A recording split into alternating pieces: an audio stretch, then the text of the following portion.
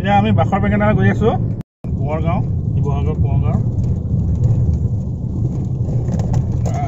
বৃহৎ টাৰ্ণিং বৃহৎ turning bike আহিছে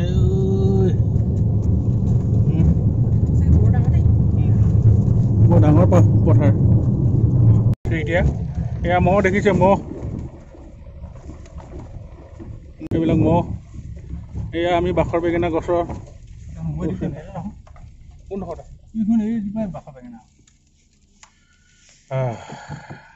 সংগীত শিল্পী প্ৰাঞ্জল আমাৰ মাজত আহি উপস্থিত হৈছেহি তেওঁ ফোন কৰিছিলোঁ এয়া আমি বাখৰ বেঙেনা চাবলৈ যাম বুলি তেওঁৰ ঘৰ ইয়াৰ ওচৰতে একদম আমালৈ মৰমত খুব ধুনীয়াকৈ বেত গাছ লৈ আহিছে আপৰিকীয়া বেত গাছ এইজনৰ গান কেইটামান এইখিনিতে ৰিলিজ হ'ব আপোনালোকে আশা কৰিছোঁ তেওঁ গানবিলাক শুনিব খুব সুন্দৰ পাব জহনী জাতি ন জহনী জাতি আৰু জহনী যোৱা শুনিব দেই ঠিক আছে ধন্যবাদ আহি পালোহি বাখৰ বেঙেনা স্থলী এইডোখৰ অঞ্চলটো আমাৰ বকতা মৌজা পৰে হয়নে কি কয় জবলাটিং বুলি জবলাটিং বাখৰ বেঙেনা এইডোখৰ বাখৰ বেঙেনা জবলাটিং আমি এতিয়া বাখৰ বেঙেনা য'ত আছে তালৈ আমি সোমাই গৈছোঁ বাখৰ বেঙেনা গছজোপা এতিয়া বাখৰ বেঙেনা গছজোপা স্থলীলৈ সোমাই যোৱা এইটো পথ এইজনে কি কথা পাতি আছে ক'ব নোৱাৰো দেই তেওঁলোকে জানে আমি নোসোমাওঁ আমি মাজত নোসোমাওঁ সেইকাৰণে মাজে মাজে কৈছে কিন্তু মাজত নোসোমাওঁ দেই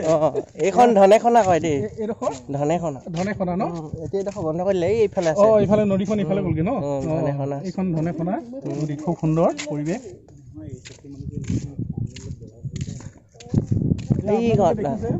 দশবছৰীয়া আহোম ৰাজ্যৰ প্ৰতিষ্ঠাপক আমাৰ স্বৰ্গদেউ চুকাফা তেখেতৰ এখন প্ৰতিচ্ছবি ইয়াতে সুন্দৰভাৱে লগোৱা হৈছে আৰু এইফালে দেখিছে বীৰ লাচিত বৰফুকন শৰাইঘাটৰ যুদ্ধৰ এক প্ৰতিচ্ছবি বহন কৰা বীৰ লাচিত বৰফুকনৰ ইয়াত আমি এতিয়া বাখৰ বেঙেনা মাজুলী চাব দেই এজনে জানো এয়াই হৈছে বিশ্ব ঐতিহাসিক গছ বাখৰ বেঙেনা যাৰ বয়স হৈছে 580 বছৰ তাতকৈ অধিক বুলি ক'ব পাৰি ইয়াত লিখা আছে সুন্দৰভাৱে ইয়াৰ শ্লোকত আপোনালোকে ইয়াত পঢ়িলে গোটেইখিনি গম পাব ইয়াৰ বিস্ময়কৰ বৃক্ষ বাখৰ বেঙেনা বয়স BSIP লক্ষ্ণৌৰ মতে 580 বছৰ 2014 চনৰ ৰেকৰ্ড বা সুন্দৰভাৱে আপোনালোকে চাওক ইমান সুন্দৰ আৰু সংৰক্ষিত কৰি ৰখা হৈছে চাৰিওফালে পকা বেৰা মাৰি থৈছে আৰু তাৰ মাজতে দুজোপা বাখৰ বেঙেনা গছ যাৰ গছজোপাত আমি দুই এটা বেঙেনা লাগি থকা দেখিছোঁ আৰু ইতিহাসৰ পৰা গম পোৱা যায় যে বৰাহী ৰজা মহামাণিক্য আৰু চুতীয়া ৰজাৰ সম্বন্ধ চিনস্বৰূপে তেওঁলোকৰ সীমাত এই গছজোপা লগাইছিলে আৰু তেতিয়াৰ পৰাই তেওঁলোকৰ সমন্বয় বহন কৰি আহিছে এই বাখৰ বেঙেনা গছজোপাই এই বাখৰ বেঙেনা গছজোপাৰ পৰা কোনো আজিলৈকে ইয়াৰ গুটিৰ পৰা বা ডাল পাতৰ পৰা পুনৰ গছ উৎপন্ন হোৱা নাই গতিকে সেয়েহে কেৱল মাত্ৰ এই বাখৰ বেঙেনা গছজোপা আপোনালোকে ইয়াতে দেখিবলৈ পাব ইয়ালৈ আহিলে আপোনালোকে নিশ্চয় দেখিবলৈ পাব এখন ঐতিহাসিক সমন্বয় ক্ষেত্ৰ গঠন কৰা এই বাখৰ বেঙেনা গছজোপা দেখিছেনে আপোনালোকে সুন্দৰ ৰূপত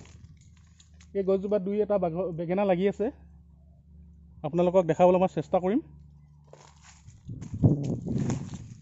পোহৰত ইয়াৰ পাতখিনি সুন্দৰকৈ জিলিকি থাকে ইয়াত আপোনালোকে দেখিবলৈ পাইছে সেইটো এটা বেঙেনা লাগি আছে এইয়া এটা গুটি লাগি আছে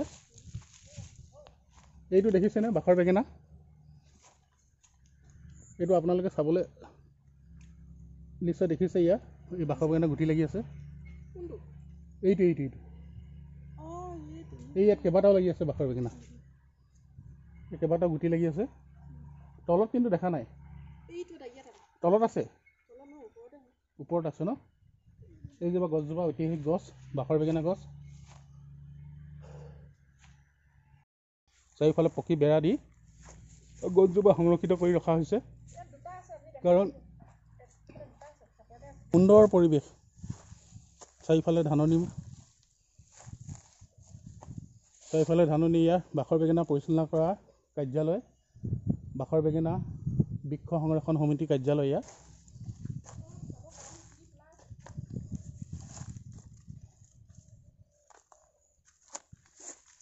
এয়াই হৈছে ঐতিহাসিক বাখৰ বেঙেনা গছ বলাটিং যিডোখৰ ঠাই আছে সেই ঠাইডোখৰলৈ আহিলে বাখৰ বেঙেনা দেখিবলৈ পাব এটা সুঁতি বৈ গৈছে এই ধনেখনাৰ বিষয়ে আমাৰ শিল্পী প্ৰাঞ্জলে ক'ব অকণমান কৈ দিয়া মানে এই আগৰ দিনৰ এইবোৰ পুৰণা ধনকলৰ কিবা আছে ন তেনেকৈ মানে এইটো মানে ধনে খান্দি গৈছিলে সেইকাৰণে ইয়াত ধনেখনা নাম দিয়া হ'ল তাৰপৰা এইফালে গৈ একদম আপোনাৰ দিৰৈ নদীত ওলাইছেগৈ এইটো গৈ জানটো দিৰৈ নদীত দিৰৈ নদীত ওলাইছেগৈ সেইকাৰণে ধনেখনা দিয়া হ'ল আৰু ধনেখনা কাৰণে এটা সুন্দৰ পৰিৱেশ আৰু চাৰিওফালে পথাৰ সোণালী হৈ আছে পথাৰ এটা সুন্দৰ পৰিৱেশ কিন্তু এটা কথা আমি এতিয়া অনুৰোধ কৰিব বিচাৰিছোঁ শিল্পীজনলৈ তেওঁ আহিবলগীয়া গান এতিয়া অকণমান আমাক গাই গুণগুণাব এয়া প্ৰাঞ্জল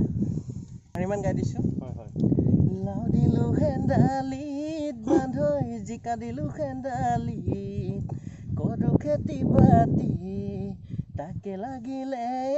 বান্ধৈ বেচিবলৈ পাৰিম সুন্দৰ আমাক গান এফাকি গাই আমাক আপলোডো কৰিছে ধন্যবাদ